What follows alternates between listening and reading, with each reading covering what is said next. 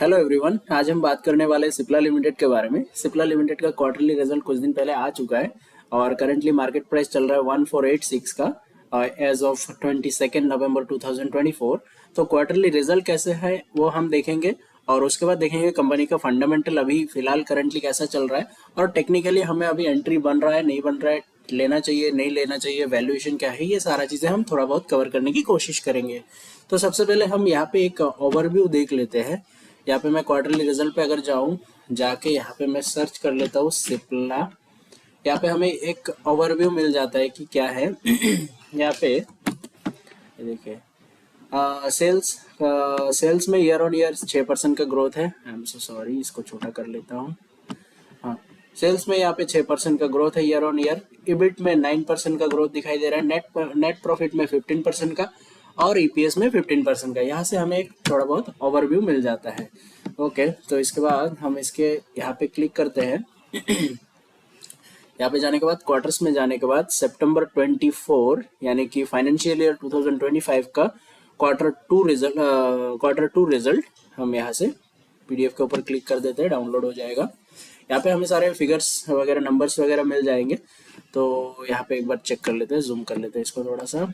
हाँ ओके, तो ये है क्वार्टर रिजल्ट जिस दिन डिक्लेयर हुआ था, जिस दिन आया था उस दिन का डेट, और ये है पिछले क्वार्टर का यानी कि लास्ट क्वार्टर का, और ये है लास्ट ईयर सितंबर क्वार्टर का रिजल्ट।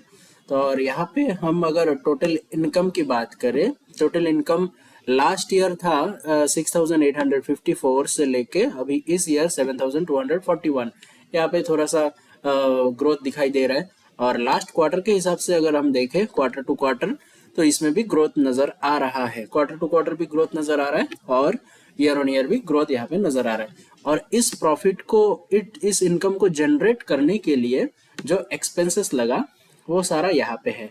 यहाँ पे टोटल एक्सपेंस अगर हम देखें लास्ट क्वार्टर से इस क्वार्टर में, लास्ट क्वार्टर 5242 से 5452 और ईयर ऑन ईयर अगर देखें 5260 से 5452। तो यहाँ पे खर्चा भी थोड़ा सा बड़ा है, लेकिन उस हिसाब से इनकम भी बड़ा है। ठीक है, तो ये है क्वार्टरली रिजल्ट। और इसके बाद हम यहाँ पे बाकी चीज़ें हम स्क्रीनर पे जाके देखते हैं। ओके, ये क्वार्टरली रिजल्ट है। इसमें अगर हम देखें ये लास्ट क्वार्टर अभी सितंबर क्वार्टर में 7051 करोड़ का सेल्स जनरेट हुआ है। ये हाईएस्ट एवर है पिछले 12 क्वार्टर में। इससे ज़्यादा सेल्स किसी भी क्वार्टर में नहीं है। ये हाईएस्ट एवर सेल्स है। सेल्स को कंटिन्यूअसली ग्रोथ हुआ है यहाँ से। और उसके बाद एक्सपेंसेस की बात करें, एक्सपेंसेस भी हाईएस्ट एवर है। और यहाँ पे ऑपरेटिंग प्रॉफिट भी हाईएस्ट एवर ही है। 1886 का ऑपरेटिंग प्रॉफिट पिछले 12 क्वार्टर में नहीं आया। और ऑपरेटिंग प्रॉफिट मार्जिन 27% है, ये भी हाईएस्ट एवर है। 27% मार्जिन पिछले 12 क्वार्टर में कहीं पे भी नहीं आया। तो ये बेस्ट क्वार्टरली रिजल्ट है पिछले 12 क्वार्टर के हिसाब से। ठीक है, उसके बाद अगर हम यहाँ पे अदर इनकम की बात करें तो 191 करोड़ है। एक्सेप्शनल नहीं है।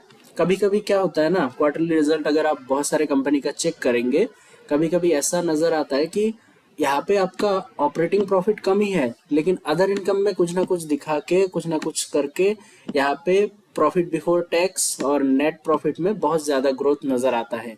और बीच में ये अदर इनकम में वो कुछ कहानी बन जाता है। तो यहाँ पे ऐसा कुछ है नहीं, यहाँ पे नॉर्मली है।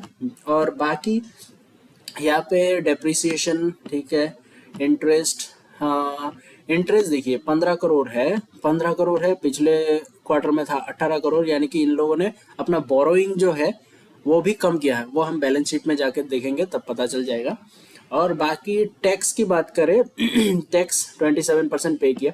और कभी कभी ना नेट प्रॉफिट को ज्यादा दिखाने के लिए ये भी किया जाता है कि टैक्स ना पे करके यहाँ पे नेट प्रॉफिट ज्यादा दिखाई दिया जाता है। ये सब चीजें छोटी छोटी चीजें, लेकिन ध्यान देना होता है टैक्स दिया है कि नहीं, टैक्स देने के बाद ये नेट प्रॉफिट आया कि बिना टैक्स दिया आ गया। टैक्स अगर इस क्वार्टर ना दे अगले क्वार्टर दे दे तो इसमें कोई मतलब इलीगल तो कुछ है नहीं। यहाँ पे टैक्स अगर हटा देता यहाँ पे नेट प्रॉफिट बढ़ जाता। ठीक है ना, ये सब चीजें कभी कभी किया जाता है नेट प्रॉफिट को ज्यादा या कम दिखाने के लिए। तो ये सब चीजें आपको ध्यान देना पड़ेगा। ठीक है, और उसके बाद हम चलते हैं इसमें बैलेंस शीट में just a second, balance sheet में देखिए रिजर्व जो है कंपनी का, रिजर्व्स लगातार इंप्रूव हुआ है। 8,000 करोड़ से स्टार्ट होकर 9,000, 10,000, 11, 12 ऐसा करते करते कंटिन्यूअसली रिजर्व में इंप्रूवमेंट हुआ है। रिजर्व्स बड़ा है इन लोगों का, सिप्ला कंपनी का। लास्ट में अभी है 28,201 रिजर्व बड़ा, और बोरोइंग जो है वो लगातार कम हुआ है, यानी कि एक्सेलेंट है, चीज़ें एक्सेलेंट है। यहाँ पे बैलेंस शीट बहुत ही स्ट्रांग दिखाई दे रहा है मुझे। यहाँ पे 1000 है, 1000 से 800 हुआ बोरोइंग कंटिन्यूअसली कम हुआ, रिजर्व्स कंटिन्यूअसली बढ़ा। ये सारा चीज़ें बहुत मतलब स्ट्रांग नज़र आ रहा है। और बाकी फिक्स्ड एसेट की बात करें तो वो भी इंक्रीज हुआ। CWIP में 1097 करोड़ है। तो ओवरऑल बैलेंस शीट मुझे काफ़ी स्ट्रांग नज़र आ रहा है। फिर यहाँ पे जाके अगर मैं प्रॉफिट एंड लॉस में जाके एक बात देखता हूँ, कंपाउंड ग्रोथ अगर देखूँ, लास्ट टेलिंग 12 मंथ में 30% का कंपाउंड ग्रोथ है, और लास्ट 3 ईयर का एवरेज है 21%, 5 ईयर्स का एवरेज है 25%। तो उस हिसाब से टीटे में यहाँ पे ग्रोथ भी काफ़ी अच्छा ही, कंपाउंडेड प्रॉफिट ग्रोथ भी काफ़ी अच्छा दिखाई दे रहा है। और बाकी इन्वेस्टर में चले जाते हैं। शेयर होल्डिंग पैटर्न का अगर मैं बात करूँ तो इसमें आपको ऑलवेज ये देखना है कि स्ट्रॉन्ग हैंड के पास कितना है। स्ट्रॉन्ग हैंड कौन कौन होता है? प्रोमोटर्स होता है, FIA होता है, DIA होता है, ठीक है ना। तो इन लोगों के पास क्या है आपको वही देखना है, और पब्लिक के पास जितना कम रहेगा उतना ही अच्छा है, क्योंकि पब्लिक तो स्ट्रॉन्ग हैंड है नहीं। स्ट्रॉन्ग हैंड है FIA, DIA और प्रोमोटर्स। और उसके बाद भी पब्लिक में जाके भी अगर आप यहाँ पे प्लस के आइकन के क्लिक करेंगे, यहाँ पे अगर कोई बड़ा प्लेयर कोई होगा तो उनका नाम यहाँ पे आ जाता है। फिलहाल सिप्ला के केस में ऐसा है नहीं, ठीक है ना। तो स्ट्रॉन्ग हैंड के पास अभी पब्लिक के पास 16% है, यानी कि स्ट्रॉन्ग हैंड के पास 84% कंपनी का शेयर होल्डिंग है। तो काफ़ी अच्छा ही है इसमें। अब हम इसमें कंपनी का थोड़ा सा वैल्यूएशन, यानी कि कंपनी अभी जो करंट प्राइस पे ट्रेड कर रहा है ये ओवर वैल्यूड है, अंडर वैल्यूड है या फेयर वैल्यूड है, उसको देखने की थोड़ा सा कोशिश करेंगे। सच बताऊं तो ये एक्चुअली थोड़ा सा इतना भी आसान टास्क है नहीं, आसान चीज़ें है नहीं कि कंपनी का एग्जैक्टली वैल्यूएशन पता करना। लेकिन फिर भी जिस तरीके से हम थोड़ा बहुत देखते हैं उसको कोशिश करते हैं। सबसे पहले मैं यहाँ पे चार्ट पे चला जाता हूँ। चार्ट पे यहाँ पे सबसे पहले अगर मैं पी रेशियो देखूँ 26.1 है, और इंडस्ट्री का पी 32 है, यानी कि इंडस्ट्री पी से ये नीचे ट्रेड कर रहा है। यहाँ पे सीधा सीधा दिखाई दे रहा है कि करेंटली अंडर वैल्यूड ट्रेड कर रहा है। और यहाँ पे चार्ट पे चलते हैं, चार्ट पे जाके यहाँ पे पी रेशियो पे चलते हैं।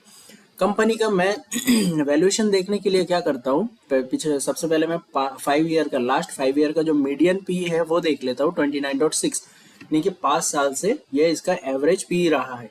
अभी 5 साल के एवरेज पी से ऊपर ट्रेड कर रहा है या नीचे ट्रेड कर रहा है? नीचे ट्रेड कर रहा है 26.1। तो इसको मैं मतलब अट्रैक्टिव वैल्यूएशन कहूँगा। और यहाँ पे अगर आप एक चीज़ देखेंगे, इस लेवल पे आता है, इस लेवल पे आने के बाद ही ऊपर चला जाता है, इस लेवल पे आता है ऊपर चला जाता है। अभी भी वही लेवल पे है, पिछले भी अगर देखेंगे यही लेवल के आसपास आता है, फिर यहाँ से ऊपर जाता है। ओके, एनीवेज, और यहाँ से अगर इस प्राइस तक जाता है, यहाँ पे इसका हाईएस्ट पी था, ये कितना था, जस्ट सेकेंड, ये 37 पी था। तो यहाँ से अगर 37 पी तक जाता है, और जाना ही चाहिए क्योंकि कंपनी का फंडामेंटल बहुत स्ट्रांग है, जो कि हम अभी देख चुके हैं, और कंपनी का हाईएस्ट एवर नेट प्रॉफिट है, और टेक्निकली भी हम देखेंगे अभी किस लेवल पे ट्रेड कर रहे हैं, ठीक है ना। तो अभी मीडियन पी के हिसाब से ये नीचे ही ट्रेड कर रहा है। अभी अगर ये वापस से यहाँ से 37 पी तक जाता है, जो कि यहाँ तक है, तो इसका स्टॉक का प्राइस क्या होगा वो हम एक बार चेक कर लेते हैं। वो चेक करने के लिए मैंने एक एक्सेल शीट में बना रखा। अभी EPS क्या चल रहा है? EPS करंटली चल रहा है 57.4, 57, और PE चल रहा है 26। 57 EPS और PE चल रहा है 26। उस हिसाब से हमारा प्राइस निकल के आ रहा है 1482, और किस प्राइस पे ट्रेड कर रहा है? ट्रेड कर रहा है 1486। तो पॉइंट डेसिमल्स पॉइंट की वजह से 2-4 पॉइंट ऊपर नीचे है, लेकिन यही फिगर है, ठीक है। और उस हिसाब से हमारा क्या था, एक सेकेंड, ये 37 तक अगर जाता है तो क्या प्राइस बनता है? EPS अगर सेम ही रहता और PE अगर 37 तक जाए तो यहाँ से सीधा सीधा 42% का जंप मुझे नजर आ रहा है। यहाँ से एक बार टेक्निकल चार्ट में जाके भी देख लेंगे। उससे पहले मैं एक बार देख लेता हूँ कंपनी, ये कंपनी तो अंडरवैल्यूड यानी कि अट्रैक्टिव मुझे नजर आ रहा है। और टोटल फार्मा सेक्टर क्या कह रहा है वो भी एक बार देख लेते हैं। Nifty pharma, Nifty pharma, pharma sector में चलते हैं, चार्ट पे चलते हैं, यहाँ पे जाके पी रेशियो पे चलते हैं, 5 इयर्स का कर लेते हैं। 5 इयर्स मीडियन पी 33.1 और अभी चल रहा है 34। तो ये भी ऊपर से काफी अच्छा करेक्शन हो चुका है, 39 तक गया हुआ था। यहाँ से फार्मा सेक्टर में भी अच्छा खासा करेक्शन हो चुका है। तो यहाँ से करेक्शन होने के बाद ग्रोथ ही नजर आता है।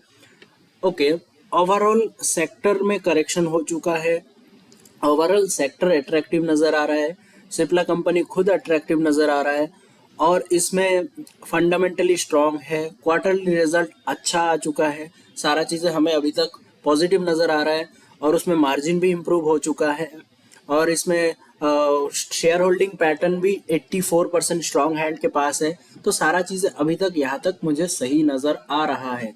और एक चीज़ आप देख सकते हैं, कंपनी का जो मैनेजमेंट गाइडेंस है ना, वो आप आराम से चेक कर सकते हैं।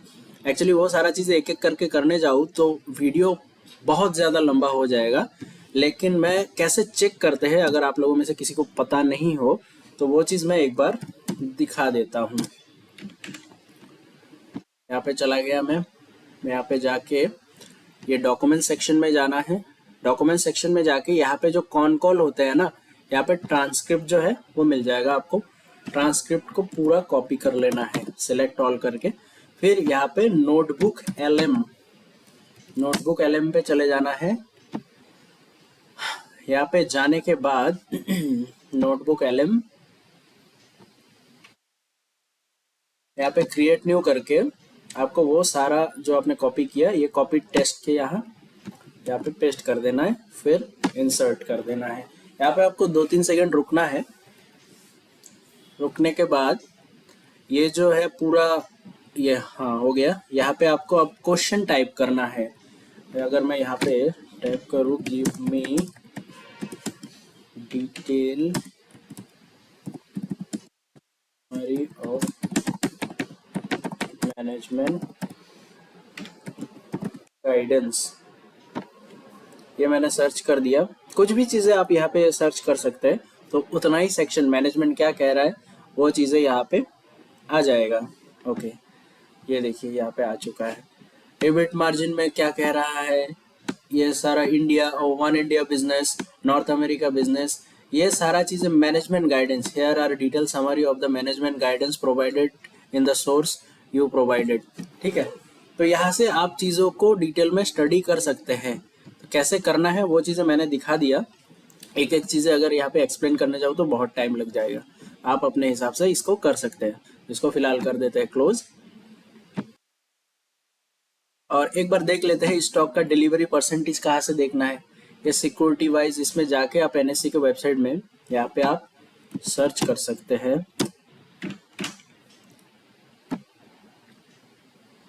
यहाँ पे आप 1 वीक का देखना चाहे 1 वीक पे, ये देखिए 61%, 57%, 48, 49, तो अच्छा खासा इसमें डिलीवरी भी उठाया जा रहा है। ये सारा चीज़ें आप यहाँ से चेक कर सकते हैं।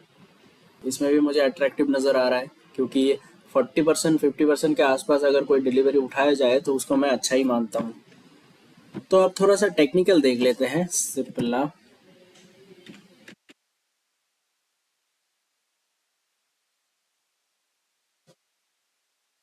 तो जो हमने वैल्यूएशन के हिसाब से देखा था P37 पे अगर चला जाए तो उस हिसाब से हमारा प्राइस निकल के आता है 2189।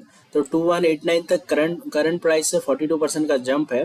तो यहाँ से करंट प्राइस से 2189 कहाँ तक जाता है 2189।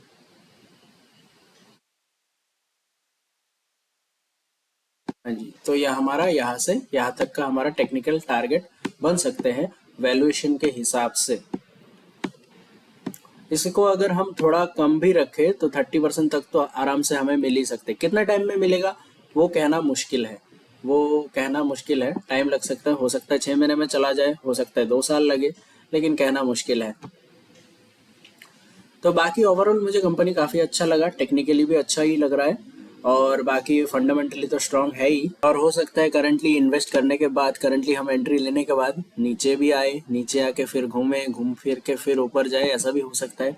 या फिर यहाँ से डायरेक्टली ऊपर चला जाए, ऐसा भी हो सकता है। इसमें कुछ कहा ही नहीं जा सकता कब तक हमारा टारगेट अचीव होगा। लेकिन अच्छा कंपनी है और अच्छा कंपनी है, ग्रोथ अच्छा है, सारा चीज़ें सही नज़र आ रहा है। उस हिसाब से यहाँ से ग्रोथ अच्छा खासा नजर आ रहा है। लेकिन मेरे वीडियो में कोई भी बाय और सेल रिकमेंडेशन नहीं है, आपको अपने हिसाब से स्टडी करना है। मैं बस एडुकेशन के लिए दिखाने की कोशिश कर रहा हूँ कि स्टडी कैसे करते हैं। हालांकि मैं भी एक्सपर्ट नहीं हूँ, लेकिन जितना भी थोड़ा बहुत मेरे पास नॉलेज है उस चीज़ को शेयर करने की कोशिश कर रहा हूँ। आप अपने हिसाब से स्टडी करिए और अच्छा एक इन्वेस्टर बनिए। Best of luck.